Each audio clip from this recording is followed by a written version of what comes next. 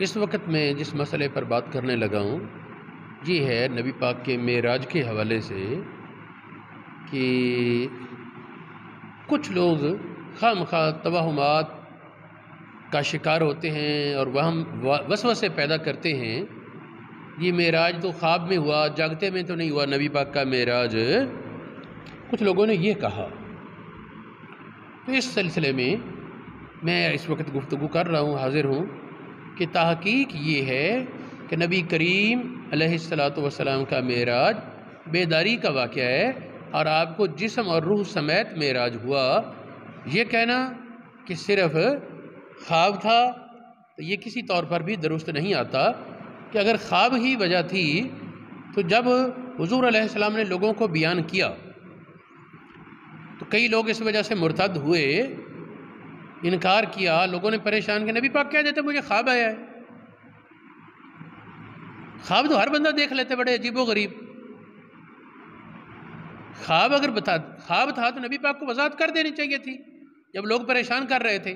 آپ کہتے ہیں میں نے خواب دیکھا، تمہیں کیا ٹینشن ہے؟ لیکن حضور علیہ السلام نے یہ کہہ کر وضاحت نہیں کی کہ میں نے خواب دیکھا ہے۔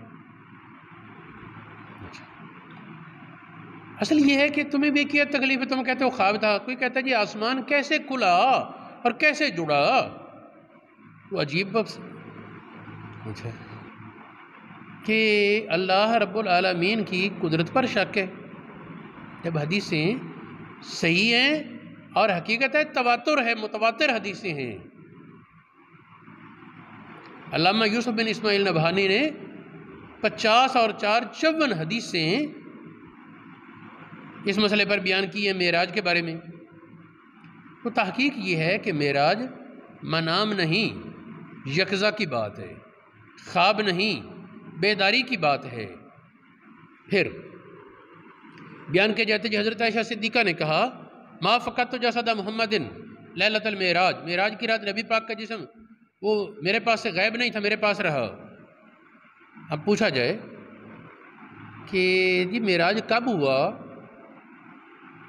تو تمام سیرت اور حدیث کی کتابیں متفق ہیں کہ جو مشہور معراج ہے یہ ہجرت سے پہلے ہوا۔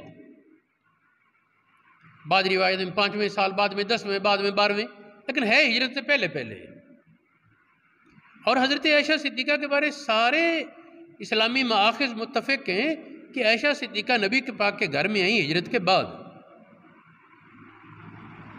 عائشہ نبی پاک کے گھر میں آئیں ہجرت کے بعد، معراج ہوا ہجرت سے پہلے، تو یہ تو جملہ ہی درست نہیں بنتا حقائق کے مطابق۔ باقی اس کا محمل ہے کہ معراج وہ کوئی روحانی معراج ہو بعد میں، ممکن ہے۔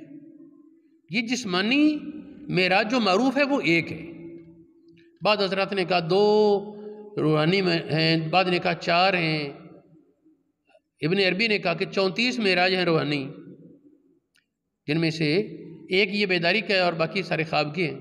یہ ٹھیک ہے، اللہ کے نبی کا خواب بھی حق ہے، روج الانبیاء وحی، انبیاء کا خواب بھی وحی ہے، لیکن یہ جو سبحان اللہ ذی اسریٰ میں جس کی بات ہو رہی ہے، سبحان اللہ ذی اسریٰ بعبدہ میں جس کی بات ہو رہی ہے، یہ معراج جسمانی تھا۔ یہ اہل سنت کا اور اکثر علماء کا اسی پر اتفاق ہے۔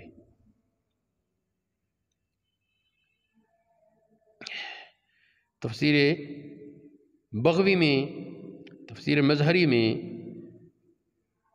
علامہ طبی کا کشاف پر حاشیہ ہے، سراج المنیر اور کتابوں میں ہے کہ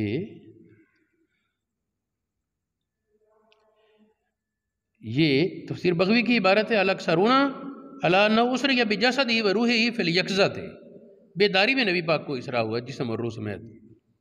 وتواترت الاخبار الصحیحۃ علی ذلک، اس پر صحیح حدیثیں متواتر ہیں۔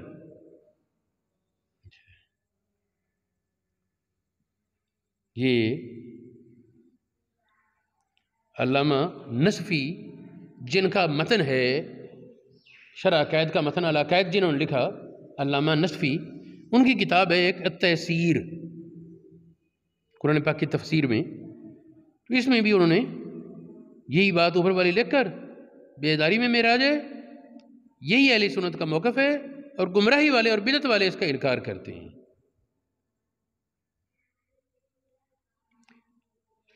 جن کتابوں میں جو صحابہ اس طرف گئے کہ نبی پاک کا معراج بیداری ہے، خواب نہیں، ان میں حضرت علی مرتضیٰ، عمر فاروق، ابن عباس، جابر، انس، حذیفہ، ابو ہریرہ، مالک بن سعصع اور ابو جبہ وغیرہ شامل ہیں۔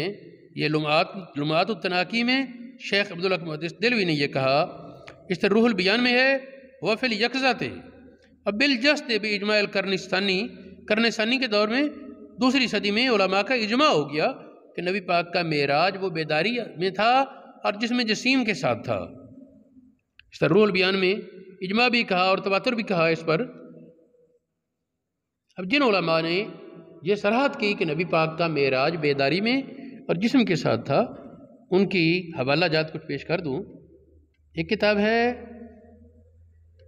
تفسیر خازن، ایک شرح مشکات طیبی کی، فتح الباری ابن حجر اسقلانی کی، عمدۃ القاری علامہ عینی کی، ارشاد الساری امام قسطلانی کی، مرکات ملا علی قاری کی، لمعات التناقی یہ شیخ عبدالحق محدث دہلوی کی، شرح سفر السعادت مواہب اللدنیہ زرقانی، مدارج النبوت، اشعۃ اللمعات